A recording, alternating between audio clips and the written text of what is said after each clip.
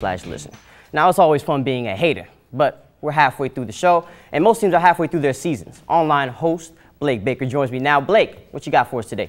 I got a breakdown, man. They don't call this thing Baker's Breakdown for nothing.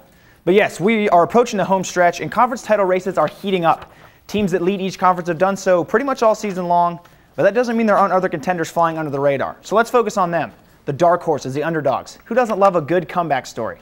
And we'll start with Fed Hawks girls, who are a couple games back in that TBC Hawking race. And if they want to find themselves on top, they got to find their stroke from beyond the arc. They got to get their shooters like Destiny Tabler, Hannah Dunphy, Caitlin McPherson. They got to get hot, and they can find a lot of success in wins from deep. And if they heat up, it could cause trouble for their opponents. They'll establish much-needed confidence, which they will need if they want to take down Waterford.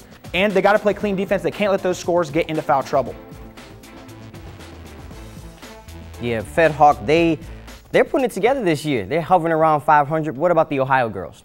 Yeah, Vinton County has had dominance on the boys' side, and the girls are starting to turn their season around too. If they want to win the Ohio, they got to apply consistent pressure. They had a big win over NY, and they stifled Jessie Addis. They made her very uncomfortable out there, frustrated her. Difficult for the offense to get passes off. They contested every shot, but they got to play all 32 minutes. We know that they can score fast. We've seen that, but they have to score consistently throughout the game and not let the other team pull away. They got to match them late in the game too and convert when it matters. Now, the boys' side of the Ohio is loaded. We saw Vinton County lose. Who else do you think can challenge them?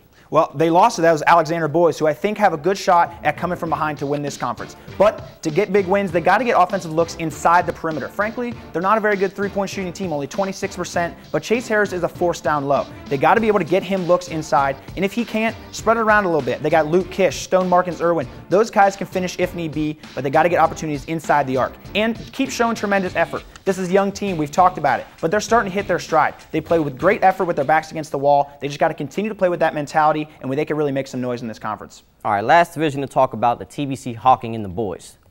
Who's going to pull off this division? See, I don't know if there's any dark horse in this conference necessarily. I think that there's two, maybe three-horse race in this one. Waterford and Trimble have consistently been at the top of that conference, and Waterford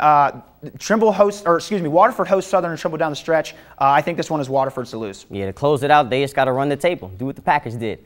That's what I'm talking about. Blake, I'm excited to see how these teams do. Thank you for being on with us. Now, if you missed any games, any